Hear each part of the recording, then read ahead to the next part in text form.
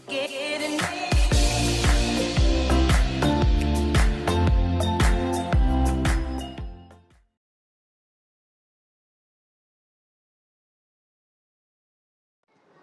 Students, welcome back. Current electricities का आगे का पार्ट हम डाल रहे हैं इसमें। तो we are starting with the Wheatstone network. We are going to start with the Wheatstone network. Basically ये व्हीटस्टोन नेटवर्क होता क्या है पहले वो देखते हैं और फिर उसकी बैलेंसिंग कंडीशन फाइंड करते हैं। ठीक है बच्चों, चलो। व्हीटस्टोन नेटवर्क में there are 4 resistance. Wheatstone network में there are 4 resistance. Okay,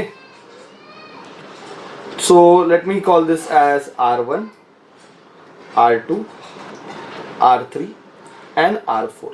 These are the 4 resistance at the 4 sides of the quadrilateral. So there are 4 resistance at the 4 sides of the quadrilateral.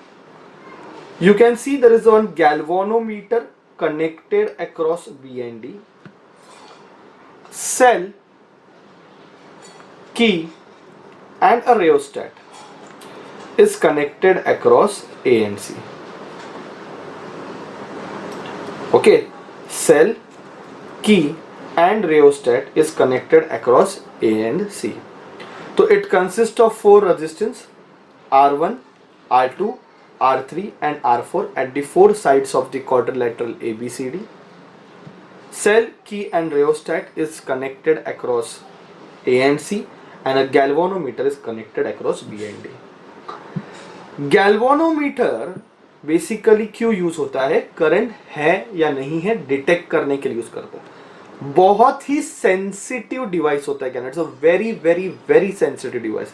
तो ये galvanometer check करता है कि भाई उस given wire में या फिर सर्किट में करंट है कि नहीं। रेओस्टैट करंट कंट्रोल करने के लिए, पोटेंशियल कंट्रोल करने के लिए होता है।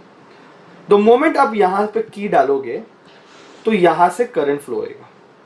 तो ये करंट को अगर आपको कम ज्यादा करना है तो रेओस्टैट का यूज कर सकते हो।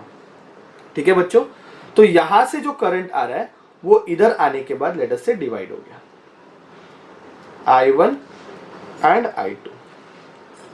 ठीक है, ये करंट ठीक है ऐसे जाएगा यहां पे और नीचे की तरफ आएगा। तो नीचे की तरफ आएगा तो करंट क्या हो जाएगा? IG। ओके, ये करंट ऐसे चला गया और नीचे की तरफ आया तो कितना हो गया? IG। तो यहां पे करंट क्या हो जाएगा? I1 minus IG, I1 minus IG। ठीक है, तो यहां पे करंट जा रहा है I1। मैं इमेजिन करो, मैं सोच रहा हूँ कि चलो ये हाई पोटेंशियल पे, डी लो पोटेंशियल पे। अगर बी हाई पोटेंशियल पे, डी लो पोटेंशियल पे, तो करंट नीचे की तरफ आएगा IG और ये हो जाएगा I1 माइनस IG। यहां से I2 करंट आ रहा है, यहां से IG आ रहा है, तो ये दोनों मिल के यहां पे जाएंगे। तो यहां पे जो करंट बनेगा वो I2 प्लस IG बनेगा। ओके, और यहां से I1 माइनस IG आ रहा है, यहां से I2 प्लस IG आ रहा है, तो इधर हो जाएगा I1 plus I2, that is nothing but I। तो ये करंट का डायरेक्शन मैंने बताया। आई होप आपको समझे करंट का डायरेक्शन। द मोमेंट मैंने इसमें की डाला, यहां से करंट आया I, ये करंट 2 पार्ट में डिवाइड हो गया, I1 I2। I1 ऊपर की तरफ चला गया, नीचे की तरफ IG हो गया, तो ये हो गया I1 माइनस IG। और यहां से I2 आया, दोनों मिल के यहाँ पे आएंगे तो ये हो जाएगा I2 plus IG। I2 plus IG, I1 minus IG यहाँ पे आया, मिलके क्या बन गया? I। अब बच्चों मैं क्या करता हूं, मैं इसका ये हो गया व्हीटस्टोन नेटवर्क। अब इसका बैलेंसिंग कंडीशन फाइंड करना है।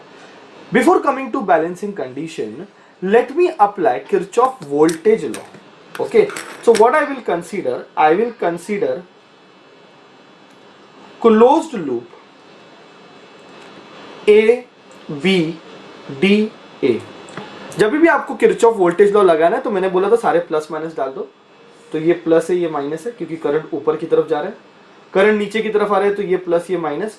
जी जो है वो गैल्वानोमीटर का रेजिस्टेंस है, करंट इस तरफ आ रहा है तो ये प्लस ये माइनस, करंट ऊपर की तरफ जा रहा है तो ये प्लस ये माइनस, करंट यहां पे जा रहा है तो ये प्लस ये माइनस। ठीक है, तो सारे प्लस माइनस मैंने डाल दिए। अगर आपने Kirchhoff voltage law, Kirchhoff current law, Kirchhoff law वाला मेरा लेक्चर अगर नहीं देखा है तो प्रीवियसली जाके लेक्चर देखे, तो ही आपको ये पार्ट समझ में आएगा कि किरचॉफ लॉ कैसे लगाने हैं। तो मैं किरचॉफ वोल्टेज लॉ लगा रहा हूं। Kirchhoff voltage law close loop में लगता है, तो मैंने क्लोज लूप कंसीडर किया ए बी डी ए। तो मैं ऐसे जा रहा हूं, I am going towards minus, तो इसको मैं लिखूंगा -I1R1। फिर मैं नीचे की तरफ आया, I am again going towards minus, तो -IgG। फिर हम ऊपर की तरफ जा रहे, +I2R3 इज इक्वल टू 0। ठीक है, तो ये हो गया -I1R1 -IgG plus I2R3 is equal to 0। Okay, similarly I will consider loop BCDB। चलो अगर मैं ये लूप ले रहा हूं BCDB, तो मैंने ये पाथ सेलेक्ट किया। चलो तो पहले ये मिल रहा है, माइनस की तरफ जा रहा हूं, तो -I1 -IG इंटू R2।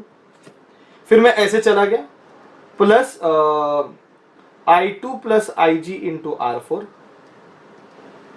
फिर ऊपर की तरफ चला गया, plus IgG is equal to 0। ठीक है, तो मैंने किरचॉफ वोल्टेज लॉ ये लूप में लगाया, ये लूप में लगाया। देखो आपको समझाया क्या। I call this equation number 1, I call this equation number 2। Now balancing condition क्या, बैलेंस्ड सर्किट का मतलब क्या है? मैं बोलूंगा ये नेटवर्क बैलेंस होगा if galvanometer shows null deflection.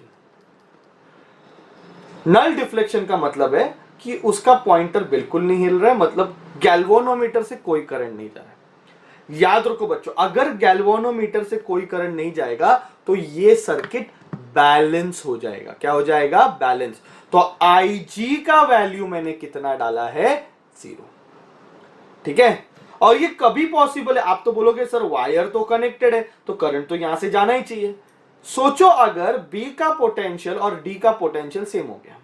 अभी फिलहाल ये एग्जांपल में मैंने क्या सोचा है कि भाई B का पोटेंशियल D से ज्यादा है, ऐसे सोचा, इसलिए करंट ऐसे फ्लो हो गया B से D।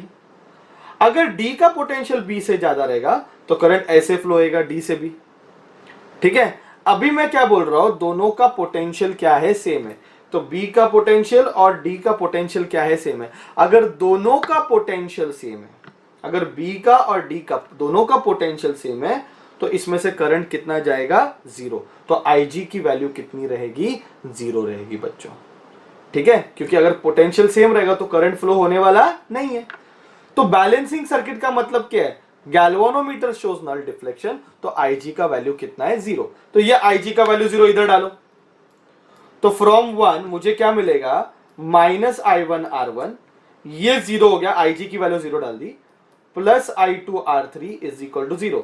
Therefore I1R1 is equal to I2R3। इसको इक्वेशन नंबर बोल देते 3। और फ्रॉम 2 मुझे क्या मिलेगा? 2 से मुझे क्या मिलेगा? ये IG का वैल्यू 0 डाल दिया, तो -I1R2 प्लस I2R4, तो ये 0 डाल दिया, ये 0 डाल दिया, ये 0 डाल दिया, is equal to 0। So I1R2 is equal to I2R4। I call this equation number 4। दोनों को डिवाइड करते, तो I1R1 upon I2R2 is equal to I2R3 upon I2R4। मतलब मैंने इक्वेशन 3 और 4 को डिवाइड किया, ये कैंसिल हो गया, ये कैंसिल हो गया। देखो बच्चों, ये बैलेंसिंग कंडीशन है, R1 upon R2 is equal to R3 upon R4। ये बैलेंसिंग कंडीशन है जो आपको याद रखनी है, बाय हार्ट करनी है कि R1 अपॉन R2 मतलब इन दो रेजिस्टेंस का रेशियो और इन दो रेजिस्टेंस का रेशियो अगर सेम है बच्चों, टोटल 4 रेजिस्टेंस लगाए, इन दो रेजिस्टेंस R1 अपॉन R2 इन दो रेजिस्टेंस का रेशियो और ये दो रेजिस्टेंस का रेशियो अगर सेम है बच्चों लोग, तो कोई करंट गैल्वानोमीटर से फ्लो नहीं होगा। करंट फ्लोइंग थ्रू गैल्वानोमीटर कितना हो जाएगा? 0। और मैं बोलूंगा कि सर्किट क्या हो गया? बैलेंस हो गया। तो ये बैलेंसिंग कंडीशन आपको याद रखनी है। ठीक है, तो ये डेरिवेशन था, पर फॉर्मूला याद रखा। Entrance point of view, that are more than enough. ठीक है, look at this question. P, Q, R and S values दिए हुए are connected in arms of AB, BC, CD and AD, okay, of a Wheatstone network. तो there is one Wheatstone network. There is one Wheatstone network और इसमें 4 resistance connected है, A, B, C, D। AB के across P connected है जिसका value 10 ohms है, BC के across Q connected है जिसका वैल्यू 15 ओम्स है, CD के अक्रॉस R कनेक्टेड है जिसका वैल्यू 25 ओम्स है, और AD के अक्रॉस S कनेक्टेड है जिसका वैल्यू 50 ओम्स है। तो अभी मुझे बताओ क्या ये सर्किट बैलेंस है? 2 मिनट सोच के बताओ।